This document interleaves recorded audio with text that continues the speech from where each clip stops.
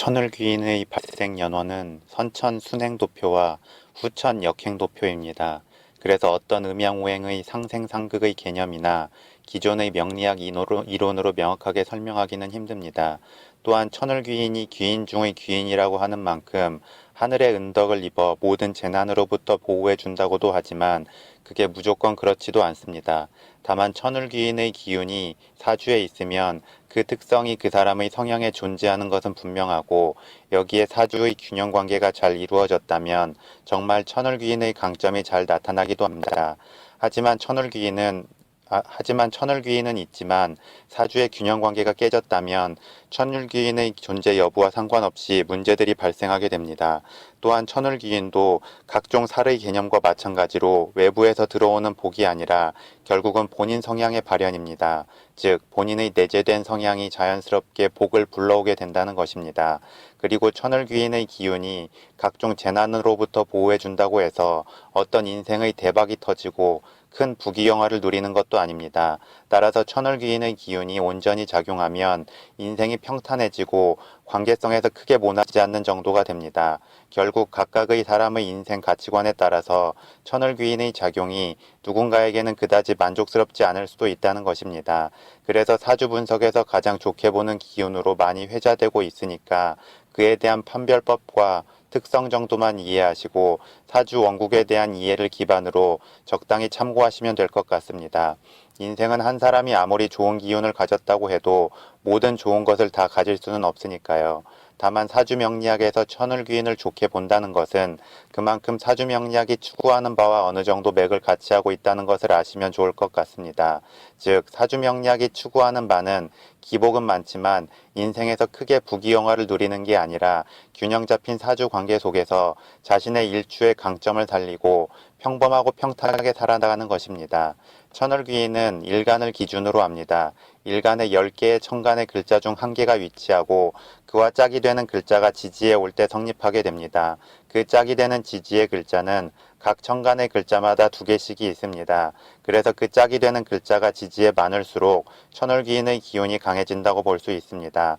각 일간의 글자에 대한 짝은 간목은 충미, 을목은 신자, 병화는 해유, 정화는 유해, 무토는 미축, 기토는 자신, 경금은 미축, 신금은 오인, 임수는 묘사, 계수는 사묘가 됩니다.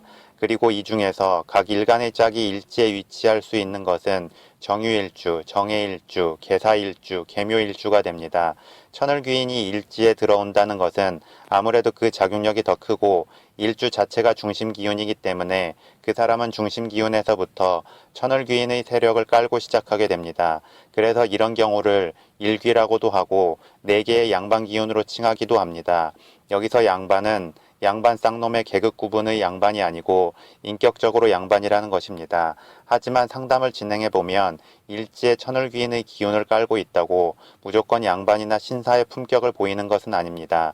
즉 본인 마음 먹기에 따라서 충분히 양반의 품격을 가질 수 있지만 사주 균형 관계가 깨졌다면 다른 마음을 품을 수도 있다는 것입니다. 결국 천을귀인만 가지고 단편적으로 한 사람의 인격을 단정하기는 힘들다는 것입니다.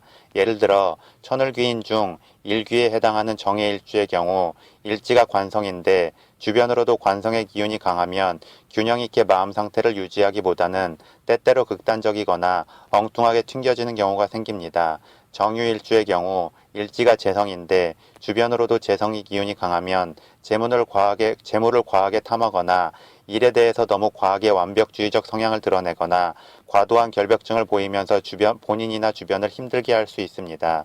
또한 계묘일지의 경우 일지가 식상의 기운인데 주변으로도 식상의 기운이 강해진다면 대책 없는 자기 고집이 강해지면서 보편적 방향이 아님에도 불구하고 외골수처럼 밀고 갈 수 있습니다. 그리고 계사일주의 경우 일지가 재성인데 주변으로 재성의 기운이 강해진다면 정유일주 이상으로 재성의 기운과 관련한 문제가 생길 수 있습니다.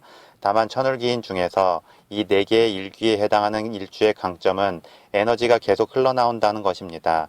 그만큼 천을귀인의 균형 잡힌 성향적 발현만 있다면 분명 다른 사람들에게 인정을 받고 함께 일하고 싶거나 아끼고 싶은 사람이 될 수 있습니다. 천을귀인의 좋은 특성은 선비와 같은 고결함, 아이와 같은 순수함, 인간관계에서 모나지 않고 둥글둥글함, 주변 사람을 하대하거나 나쁜 말을 하지 않음, 술을 마시거나 유흥을 즐겨도 도를 넘지 않음, 결혼 후에 바람을 피우지 않음 등이 됩니다. 그래서 천을귀인이 잘 발현된 사람들에게 추천하는 직업은 역시나 안정적이면서 평탄한 직업입니다. 공무원, 교육계통, 의료계통, 복지계통 등입니다. 그런데 역시나 천을귀인만으로 직업적 발현을 단정하기는 힘들고 사주 전체의 균형관계 속에서 다양한 직업 발현을 하게 됩니다. 다만 본인 성향의 중심에 천을귀인이 강하게 자리 잡고 있다면 너무 극단적이거나 모나게 행동해야 하는 직업보다 평탄한 직업이 마음의 만족감은 더 클 수 있습니다. 그래서 천을귀인의 특성이 잘 발현된 사람은 어떤 면에서는 치열한 자본주의 시대에 최적화된 모습은 아닐 수 있습니다. 즉 너무 양반답고 선비답고 신사답게 행동하면 지금 시대에는 손해보거나 어떤 조직에서 밀려나거나 음해당하는 경우가 있으니까요.